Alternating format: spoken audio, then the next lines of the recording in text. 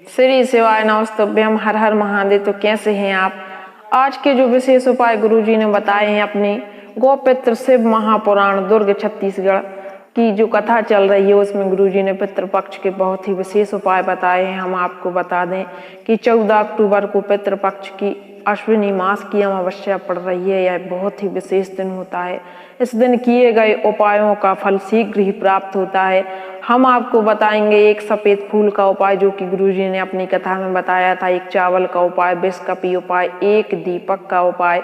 अमावस्या पर बहनें और पुरुष सभी को यह उपाय करना है, क्योंकि जिसके घर पर पितृ नाराज होते हैं वह नहीं देखते कि ये बहनें हैं या पितृ पुरुष हैं। इसलिए आप सभी को यह उपाय करना है। अगर आपके घर में पितृ खुश नहीं है, कष्ट है, रोग है, बीमारी है, कोई मनोकामना है जिसकी पूर्ति नहीं हो रही है, तो पितृपक्ष पर अमावस्या के दिन किए गए यह उपाय बहुत ही फलदायी होते हैं। आपको तो पता ही है कि अमावस्या 13 अक्टूबर की शाम से चालू हो जाएगी और 14 अक्टूबर के 11 बजकर कुछ मिनट पर समाप्त होती है। तो आपको यह उपाय यानी 14 अक्टूबर की सुबह करना है। विशेषकर यह उपाय आपको सुबह करना है। इन उपायों को अगर आप सही ढंग से कर लेंगे तो जो कोई भी दिक्कत आपकी बनी हुई है पितृपक्ष संबंधी, पितरों की संबंधी, वह सब दूर हो जाएगी। तो आज के जो विशेष 5 उपाय गुरुजी ने बताए हैं वह हम आप सभी को विस्तार पूर्वक वीडियो में करके दिखाएंगे। तो इससे पहले एक छोटी सी गुजारिश कि आप हमारे इस चैनल को लाइक, शेयर और सब्सक्राइब करें। तो आइए शुरू करते हैं। सबसे पहला उपाय है जो एक सफेद का फूल का उपाय है। इसको करने से आपके पितृ अवश्य प्रसन्न होते हैं।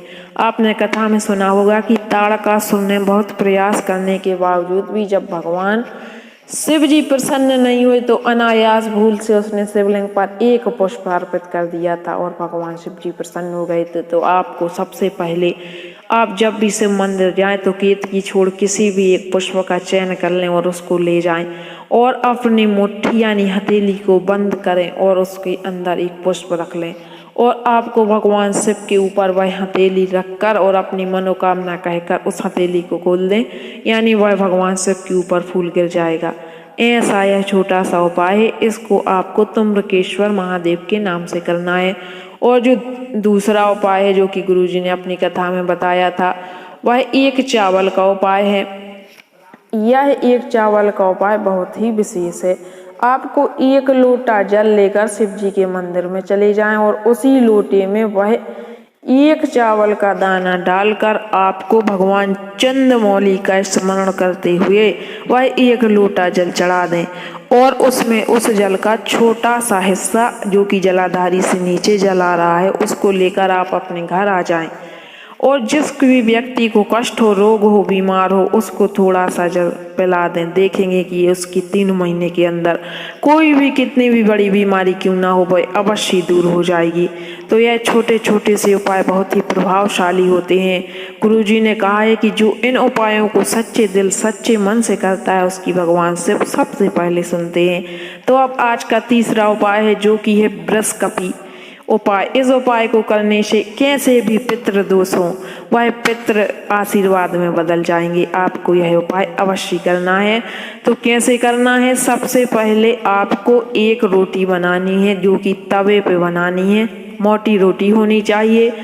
तवे की रोटी बनाकर आपको सबसे पहले उस रोटी में 1 गुड़ का टुकड़ा रख लें और उस रोटी को चुपर लें, यानी उस पर घी लगा दें और गाय माता को वह रोटी आपको अपने दाहिने हाथ से खिलानी है। और गाय माता के शरीर में भगवान शिव का स्थान उनकी दाहिनी आंख के पास होता है। तो आपको वहां स्पर्श कर कर उनका प्रणाम करना है, यानी उनको सिर झुकाना है और अपनी मनोकामना गाय माता से कहनी है। और कहते वक्त है आपको विशेष नाम जो कि है विष कपी। भगवान विष्णु और महादेव जी का जब मिलन हुआ था तभी उनका नाम वृष कपी पड़ा था। तो आपको वृष कपी का नाम लेना है। और जो आज का सबसे प्रमुख उपाय है जो कि चौथा उपाय है वह है एक दीपक वाला उपाय। इस उपाय को आप करेंगे जो कि अमावस्या के दिन प्रदोष काल में किया जाता है। इस उपाय को करने से आपके घर में अगर शादी नहीं हो रही है, रोग हैं, बीमारी है या फिर आपके कोई काम ऐसे हैं कि जो होते ही नहीं, व्यापार चलता ही नहीं, आपने बहुत प्रयास कर लिए, सारी बार कोई भी लाभ नहीं हो रहा है, तब आपको यह उपाय करना है। और जिसके घर में भगवान की अपार कृपा है उसको भी यह उपाय करना है, क्योंकि यह पितरों के लिए किया जाता है। आपके पितर बहुत खुश हो जाएंगे। इस उपाय को करने के लिए आपको मात्र एक दीपक चाहिए और शाम के समय, प्रदोष के समय किसी भी जलाशय के पास आप इस दीपक को दक्षिण की तरफ बाती कर कर जला दें और अपने पितरों का स्मरण करें। पितरों में आपके दादा, आपके परदादा, आपकी दादी, आपकी परदादी, जिनका भी आप नाम ले सकें उनका नाम लें।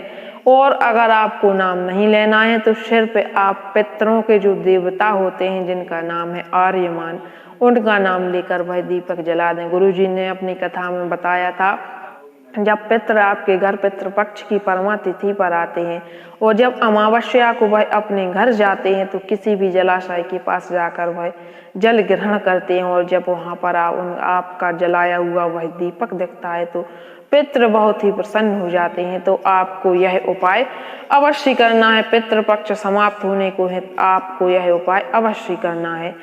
और आज का जो सबसे महत्वपूर्ण है उपाय है वह है 3 पुष्प और 3 चावल के दाने का। आपको यह उपाय करने से आपके पितृ बहुत प्रसन्न हो जाते हैं और आपकी कोई मनोकामना है जिसकी पूर्ति नहीं हो रही है वह पूर्ति हो जाती है और जो कोई भी समस्या बनी हुई है वह सारी समस्या समाप्त हो जाती है।